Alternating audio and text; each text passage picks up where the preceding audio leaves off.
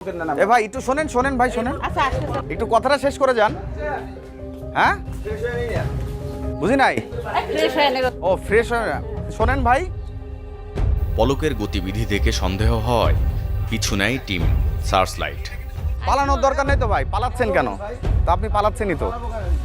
আমাদের আশঙ্কায় সত্যি হলো, ওয়াশরুমের কথা বলে পালাতে শুরু করলেন পলক।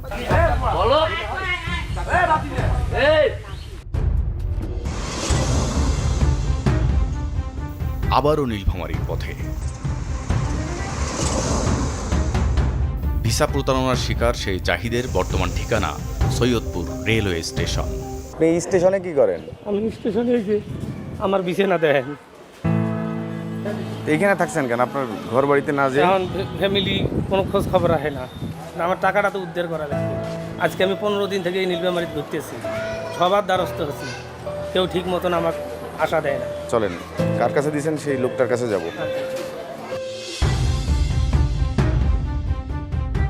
জাহিদ যাকে 16,50,000 টাকা দিয়েছেন তার নাম ডিসপ্লে। বাড়ি নীলফামারীর কিশোরগঞ্জ সদর উপজেলার কসাইপাড়া এলাকায়। হাতের ডাইনে। এ ভাই ডিসপ্লে ভাইয়ের বাড়ি কোনটা? কোন দিকে? এই রাস্তা দিয়ে? ডিসপ্লের আসল নাম ফজলে রাব্বি। মাস কয়েক আগে জেল থেকে ছাড়া পেয়েছেন হত্যা মামলার এই আসামি। জাহিদ যে ফোন নম্বরে কথা বলে লাখ লাখ টাকা খুইয়েছেন সেই নাম্বারের মালিক ফজলে রাব্বি ওরফে ডিসপ্লে। বড় ভাই আসসালামু আলাইকুম। এই যে লোকটাকে চিনেন? জি, আমার নাম জাহিদুল ভাই।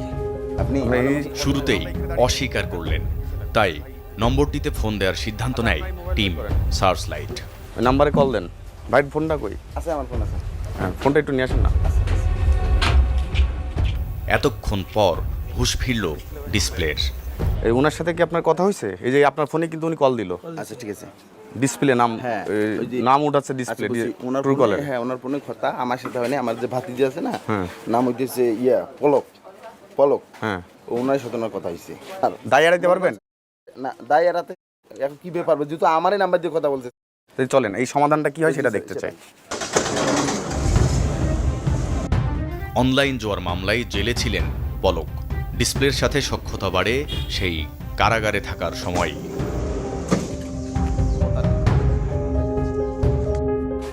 ডাক দেন। হাকডাকেই কেটে গেল প্রায় আধা ঘন্টা, কিন্তু ঘর থেকে বের হচ্ছেন না পলক। না অনেকক্ষণ ধরে আমরা ট্রাই করছি, আপনি দেখছেন। যাই হোক, আমার তো বাড়িতে গাছটা কেউই নেই। 4 নাম্বারে যে কথা বলছিল আমার 32 সিম দিয়ে। আমি কেন কথা বলি নাম্বার? আরে বাবারে, তুমিই তো কথা বলছো। আমি তো তোমাকে বললাম যে কার নাম্বার, তুমি বলছো শাশুড়ি আমার। কবে কথা বলি আমি? কোনো অভিযোগই গায়ে মাখলেন না পলক।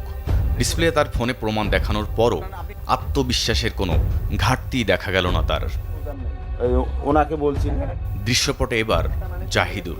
সিমে নিয়েছি, আপনারা সিমটা যাচাই করেন। না, এখন তো আপনাদের এখানে ভ্যাকসিন চলে সব। না না শোনেন, সবগুলো ফেক সিম, এটা আপনিও জানেন আমিও জানি। লোকের নাম। এ ভাই একটু শোনেন ভাই শোনেন, আচ্ছা আচ্ছা একটু কথাটা শেষ করে যান। হ্যাঁ বুঝি নাই। ফ্রেশ হয়ে নেবে। ও ফ্রেশ শোনেন ভাই। পলকের গতিবিধি দেখে সন্দেহ হয় পিছু নেয় টিম সার্চ লাইট। পালানোর দরকার নেই তো ভাই, পালাচ্ছেন কেন? তা আপনি পালাচ্ছেনই তো।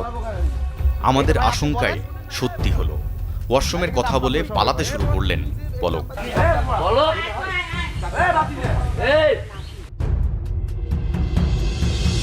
তাহলে উনার এই যে 16,90,000 টাকা দায় এখন কে নিবে? এই উনি নেবে স্যার, আমরা তো গরিব মানুষ স্যার। আমরা তো কিন্তু আসলেই কি উনি নিবে? উনি হয়তো নিতে চান না বলেই আমাদের সাথে কথা না বলে উনি ওনার সটকে পড়লেন ওনার বাড়ি থেকে, নিজের বাড়ি থেকে। ওনার সাথে কথা বলার জন্য অনেকক্ষণ ট্রাই করছিলাম আমরা, কিন্তু কোনোভাবেই পারছিলাম না। সর্বশেষ উনি পালিয়ে গেলেন। এমন পরিস্থিতি সত্ত্বেও নাতির হয়ে সাফাই গাইতে লাগলেন পলকের নানি। তার অভিযোগ অন্যরাও এই অপরাধী করে। আমি বলতেছি কি যে এই কাজটা যদি করি থাকে, যারা গ্রুপের চলেই গেল কেন? বুঝি না। এরা কিন্তু সবাই জানে, হ্যাঁ হ্যাঁ বুঝছেন না? হ্যাঁ, হ্যাঁ। এটাই বলতেছি আমি। পলকের নানাও হাজির, সাথে অবশ্য নিয়ে এসেছেন কয়েকজন সাঙ্গপাঙ্গকে। বলার পর আচ্ছা, আপনার পরিচয়? আমার নাম বনিয়ামিন, আমি সিনিয়র ইনভেস্টিগেটর চ্যানেল 24-এর। ও 24। ওই ভুল পথে গেছে কেমনে? সঙ্গে পড়ে সঙ্গ কতগুলো বাজে ছেলের সঙ্গে উঠা বসা করে এই অবস্থাটা। শুধু পলকই নয়, এলাকায় প্রতারকদের প্রতিটি পরিবারই জানে তাদের সন্তান হঠাৎ বড়লোক হওয়ার রহস্য কী। যদিও সেই রহস্য নিয়ে কখনোই মা বাবার প্রশ্নের মুখে পড়েনি পলকের মতো প্রতারকরা। আচ্ছা, উনি দেখলেন তো পালাই গেল। ভুক্তভোগী জাহিদুল যাতে আইনি প্রতিকার পান সে চেষ্টাও করতে চায় টিম সার্চলাইট।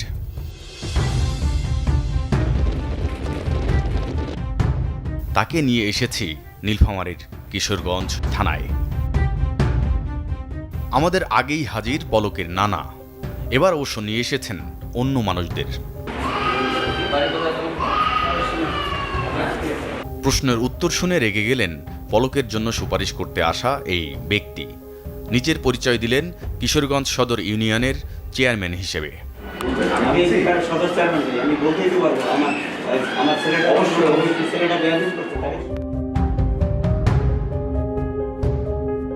এরই মধ্যে হাজির ওসি আশরাফুল ইসলাম। জাহিদুলকে তার মুখোমুখি করানো হলো। এই ভদ্রলোক, আপনার বিষয়টা একটু বলেন। একটা টাকার বিষয় 16,90,000 টাকা অভিযোগ দিয়েছে। অভিযোগ দিয়েছিলাম, পরে ওনারা আমার কাছে টাকা দাবি করছে, পরে আমি তো একবারে নিঃস্ব। জাহিদুলের কথায় কিছুটা বিরক্ত ওসি আশরাফুল ইসলাম। শেষে তার অভিযোগ জমা নিয়ে ব্যবস্থা নেয়ার আশ্বাসও দিলেন নিজ মুখে। আচ্ছা, থ্যাংক ইউ। একটা ভুলে স্বজন পরিবার মুখ ফিরিয়ে নিয়েছে, নিজের ঘরেও ঢুকতে পারেন না বহুদিন।